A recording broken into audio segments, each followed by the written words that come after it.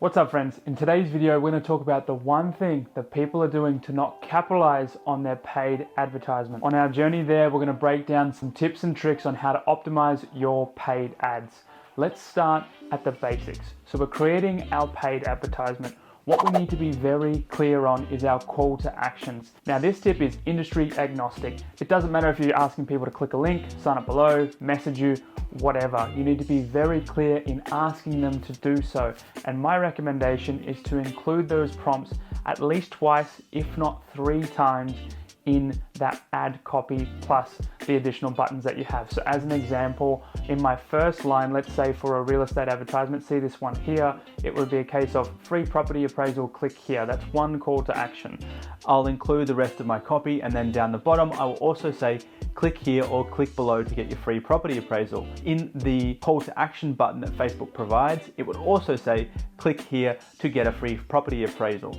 The term idiot proof is used, and I don't necessarily like that because I don't want to call our consumers idiots, but what we do want to do is make it incredibly easy. If someone sees this and goes, oh, I want a free property appraisal, we want them to be able to click right now at the top of the line. If somebody's a bit of a reader and they want to read down the copy, we want to then give them the ability, once they've read it and they feel comfortable, to click the property appraisal. If someone's scrolling and then maybe they've seen the ad once, twice, thrice, 4 times, 5 times, and they go, you know what, I do want a property appraisal. Well, that call to action button, that blue button from Facebook, is going to be the way for them to click onto that ad and go to the next step.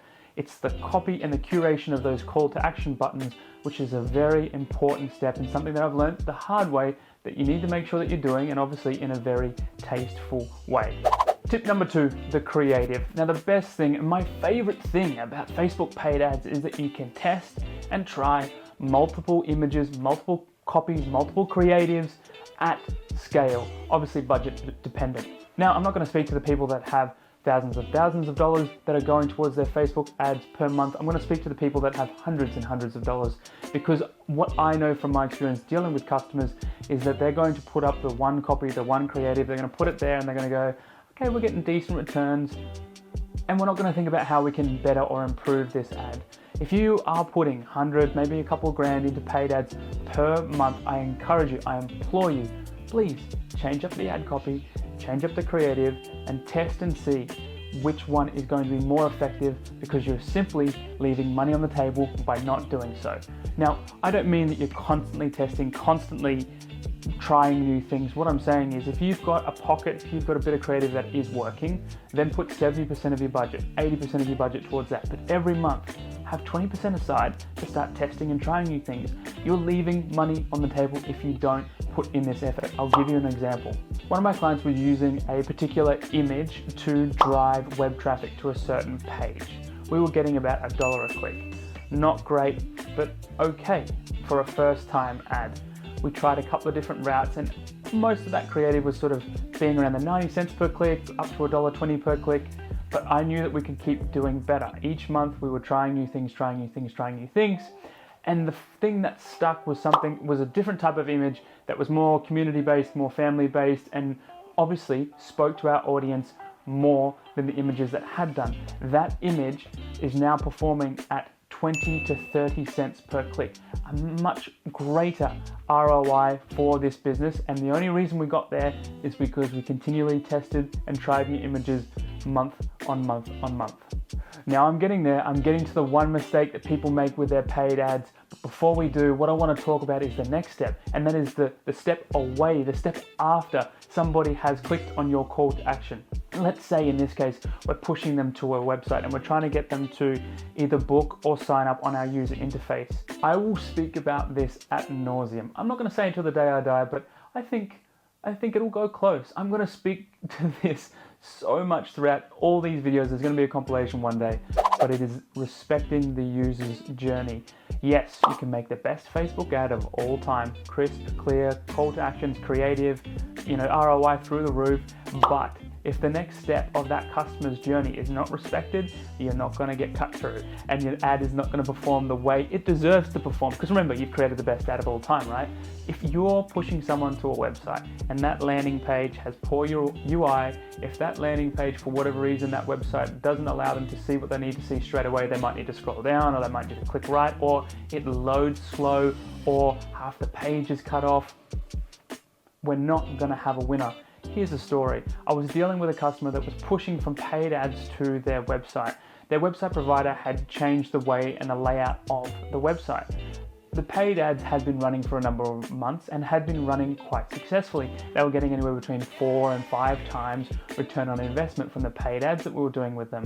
But all of a sudden that started to drop. That actually started to drop to like a 1-to-1 or a 1-to-2 return on investment. And we didn't change anything but the ads.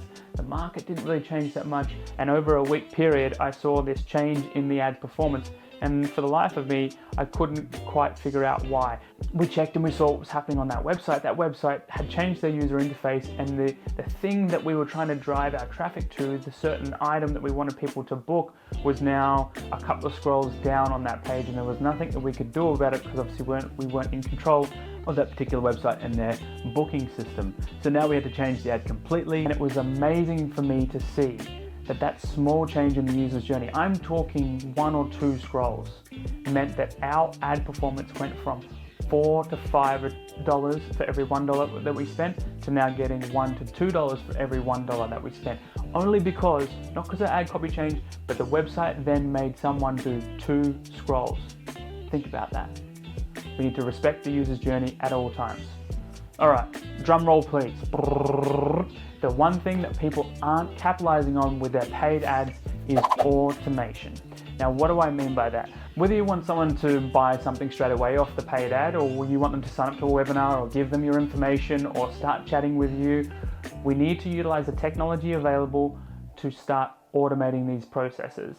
The number one thing that I've noticed about the consumer psychology when they're interacting with paid ads is once they've clicked on that ad, they want that thing now. They don't want to talk to you in half an hour or an hour or whenever your staff member gets back to you.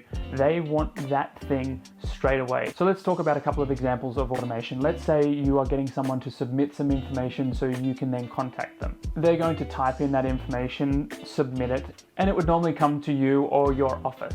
Now there is a chance, depending on the day-to-day activities of your business, and you know this happens as well, that lead is not going to get contacted within the first 10, 30, 60, 90, 120. In some environments, it may take days before that lead is captured. Put it in your shoes. You want some sort of information. You click and you submit a form and you don't get that information for a day, or let's just say 3 hours. You think you're still going to have the same levels of arousal? You think you're still going to have the same levels of motivation? You think you're going to have the same levels of want and desire for that product and that information after that time has elapsed? Or let me flip the script. Put in your information and straight away you either get a text or an email with the common questions that people ask about this product or service. You might also get a video explaining the service. You might also see some case studies about the service. You get some additional information that is going to inform you on what you need. Subsequent to that information coming your way, you then maybe get a link to sign up or check out or purchase more or call us, and you do that because you now have that additional information that you wanted or desired. Or then maybe you don't take them up on that offer, but then you get a call 30 minutes later or an hour later. The conversation that you're having with them now, the consumer is more informed, and the time it takes for you to close them over the phone is much shorter. My point is that utilizing automation is either going to do 1 or 2 things. It's going to give the consumers information straight away that they don't necessarily have from your website, and it's going to make sure that they either purchase straight away, or the second thing, when they do speak to you, you're going to have a way more informed consumer, a more intrigued consumer, a more educated consumer, a consumer that is just that one more step down the buying journey, ready to commit to you. And that conversation is going to be much quicker and much smoother once you do get them on the phone. So to recap, the 2 things that you can take away from this video is respect the user's journey, whether it's the copy, the creative, whether it's that website example that we just spoke about. Respect the user's journey at all times and test that user's journey is being respected, and you can see through their behaviors. The second takeaway from this video is find a way to automate your processes. There is a ton of different softwares out there. I'm not here to pitch any other softwares to you, but I would look at how you can automate information to be sent to your customers after they take that step from that paid ads. Can you do message automations? Can you do email automations? Can you do call automations? Can you automate how that information gets sent to your staff members, where they might get a text straight away and say, hey, we've got a lead, you need to call them, where you can speed up that process? Whatever it is, Leverage the technology out there to automate that process and expedite the buying processes of your consumers to maximize your paid advertisement. Hey, that was a mouthful. If you've sat all the way through, thank you very much. My name is James. I look after JTG Media. We specialize in social media strategy and paid advertisement. If you want to contact us, you can contact us below. But most importantly, have a great day.